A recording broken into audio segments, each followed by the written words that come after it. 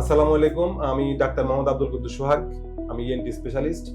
তো আমাদের আজকে খুবই কমন একটা টপিক, কিন্তু অনেক পেশেন্টরা অনেক ভয় পেয়ে যায়। লাইক হলো যখন নাক দিয়ে রক্ত পড়ে, ইপিস্টেক্সিস।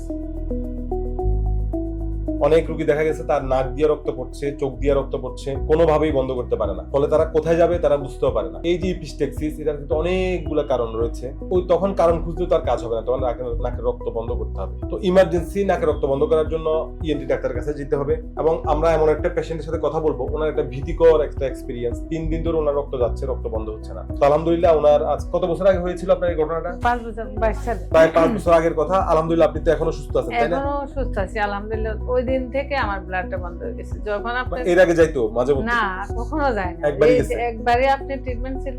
একবার তখনই কিন্তু অনেক রক্ত গেছিল। ওই কয়দিন দিনে গেছিল?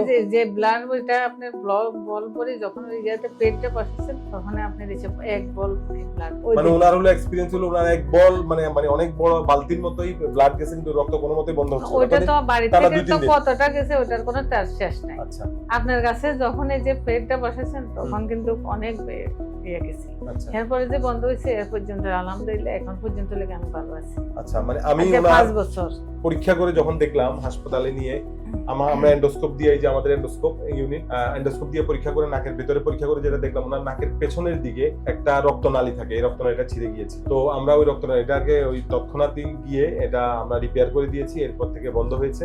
এখন পর্যন্ত আলহামদুলিল্লাহ 5 ইয়ার্স, 5 বছর ধরে উনি ভালো আছে। ওনার কোনো প্রবলেম আর আলহামদুলিল্লাহ হয় না। আমরা দোয়া করি যেন সামনের দিকে আর সমস্যা যেন না হয়। তাহলে মেইন কথা হলো, যদি কারো নাক দিয়া অনেক বেশি ব্লিডিং হয়, ইপিস্টেক্সিস যদি হয়, তাহলে আমরা কি করব? আমরা ইনিশিয়ালি যে নরমাল যে চিকিৎসাগুলোর মধ্যে বাড়িতে আমরা চেষ্টা করবো যে নাক চেপে ধরে রাখতে। এভাবে অনেকক্ষণ আমরা নাক চেপে ধরে রাখবো, লাইক 7-8 মিনিট, 10 মিনিট। বাচ্চাদের যদি হয় এভাবে, তো ইনশাল্লাহ নাক তার ব্লিডিং বন্ধ হবেই। এবং নাক দিয়ে আমরা একটু ঠান্ডা পানি, বরফ পানি দিয়া নাকের মধ্যে দেওয়ার চেষ্টা করবো। তাহলে কি হবে, নাকটা এই যে বরফ পানির মাধ্যমে হয়তো রক্তনালী যেটা ছিঁড়ে যায় বা দিক থেকে ব্লিডিং হয়, সেখানে হয়তো সংকুচিত হয়ে ব্লিডিং আপাত দৃষ্টিতে বন্ধ হইতে পারে। অনেকে কি করে, এরকম ব্লিডিং হলে পানি খায়, বলে যে পানি খান, বা বিভিন্ন লোকাল রেমেডি দেয়। পানির আসলে কোনো রোল নাই। রোলটা হলো আমার নাকের ব্লাড গেলে ব্লাডটা বন্ধ করতে হবে। আর নাকের ড্রপ আছে একটা, অ্যান্টাজল ড্রপ অথবা রাইনেক্স ড্রপ, আফরিন ড্রপ, যেটাই হোক, যে নামে পাওয়া যাক না কেন, এটা আমরা দিয়ে দিলে হয়তোবা অনেকেই সুস্থ হয়ে যেতে পারেন। যদি এরপরও যদি সুস্থ না হন, তাহলে অবশ্যই আপনি আপনার আশেপাশে নিকটস্থ যে ইএনটি বিশেষজ্ঞ নাক কান গলা ডাক্তার আছে, ওনার কাছে যাবেন।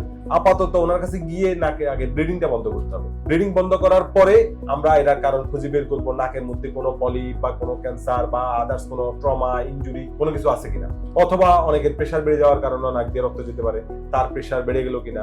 বা অনেকের রক্ত জাতীয় কোনো রোগের কারণেও তার ব্লিডিং হতে পারে নাক দিয়া, এই ধরনের তার কোনো সমস্যা আছে কিনা। তো আমার সামনে এখন যে সম্মানিত পেশেন্টটা, রুগীটা আমার রয়েছে, উনি আমাদের খুবই ভক্ত একটা পেশেন্ট। উনি আমার কাছে আসছে এবং নিজ থেকেই বলতেছে, আমি আপনার 5 বছর আগে পেশেন্ট ছিলাম, এখন আলহামদুলিল্লাহ ভালো আছি। তো আমরা ওনার আজকে এই যে ওনার যে এক্সপিরিয়েন্স ধারণ করে, আশা করি আমাদের কথাগুলো যারা শুনছেন তারা উপকৃত হবেন। আপনাদের সবার জন্য দোয়া, ওনার জন্য দোয়া রইলো, আমার জন্য দোয়া করবেন। ফি আমানিল্লাহ। আসসালামু আলাইকুম।